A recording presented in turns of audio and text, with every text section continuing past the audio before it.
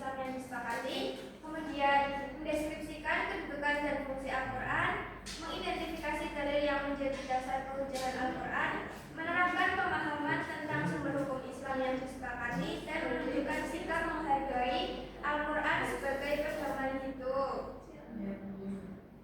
Nah, sebelum itu kita menonton video dulu ya. Kami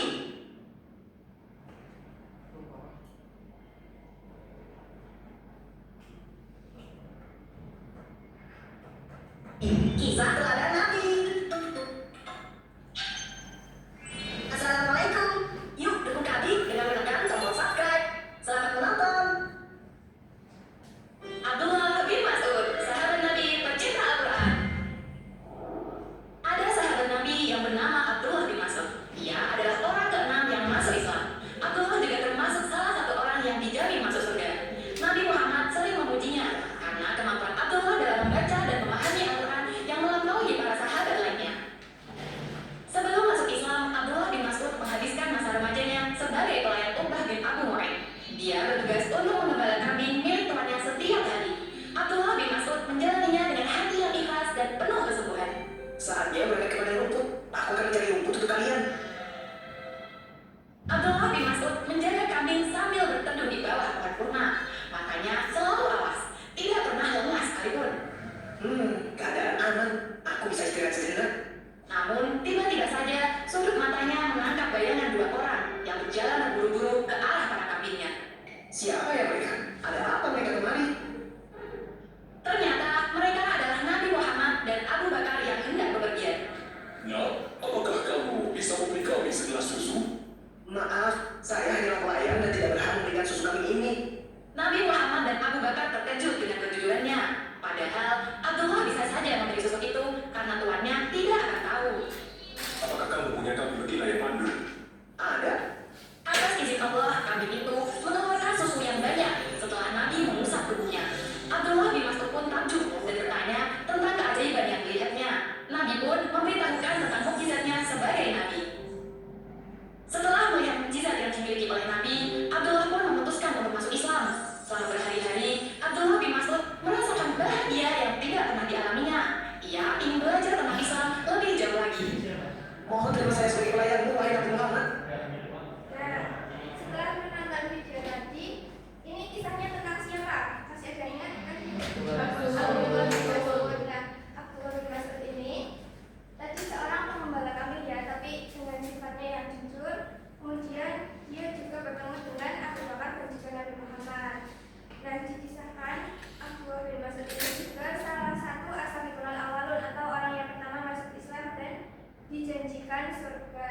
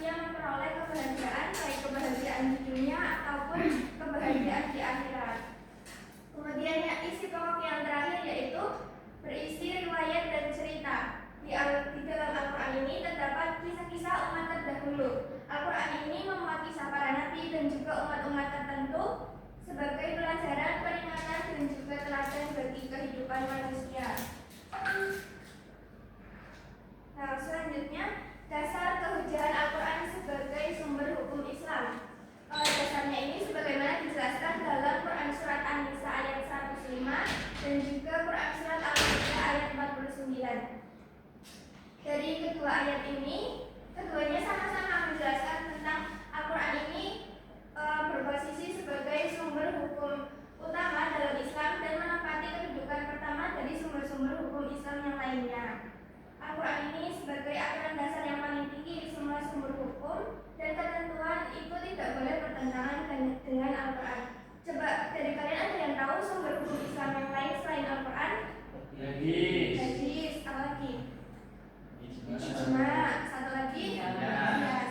Nah, dari ketiga sumber hukum yang lain selain Al-Quran itu, ketiganya tidak boleh bertentangan dengan isi dari Al-Quran karena Al-Quran ini sumber yang paling utama di antara keempatnya. Nah, selanjutnya pedoman Al-Quran dalam menetapkan hukum.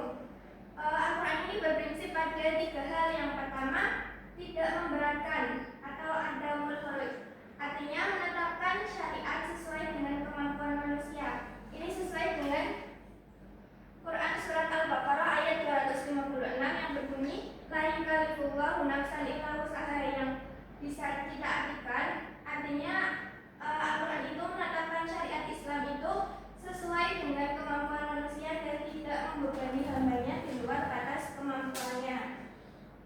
Kemudian pedoman dasar yang kedua yaitu meminimalisir beban atau qillatul taklif. Artinya syariat Islam itu menetapkan kewajiban sesuai dengan kemampuan manusia serta memberikan keringanan atau rukhsah dalam keadaan tertentu agar pelaksanaan ibadah tidak menjadi beban yang berlebihan. Contohnya seperti pelaksanaan ibadah salat.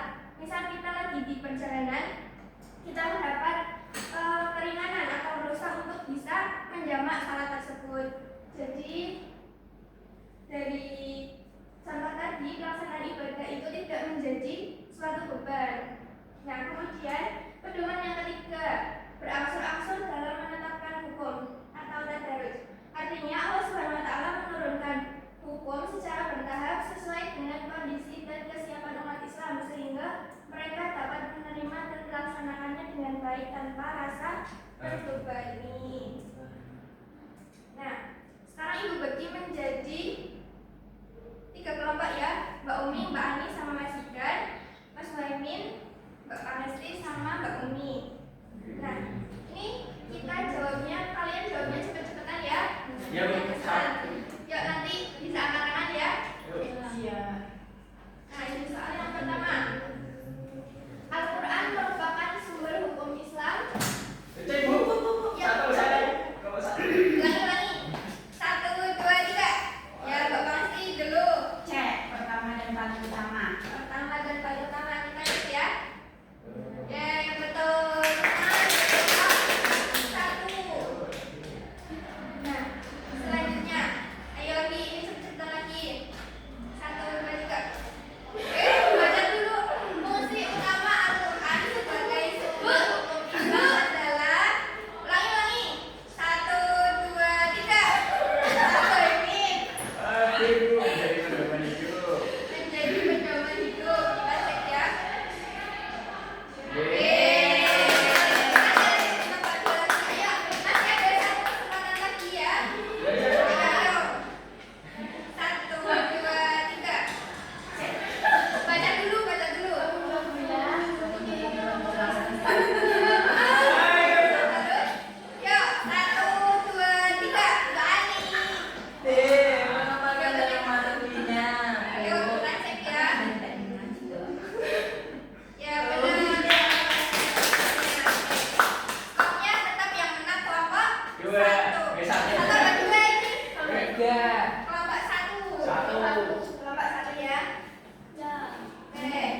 Untuk pembelajaran hari ini materinya sudah selesai. Sekarang kita refleksi dulu.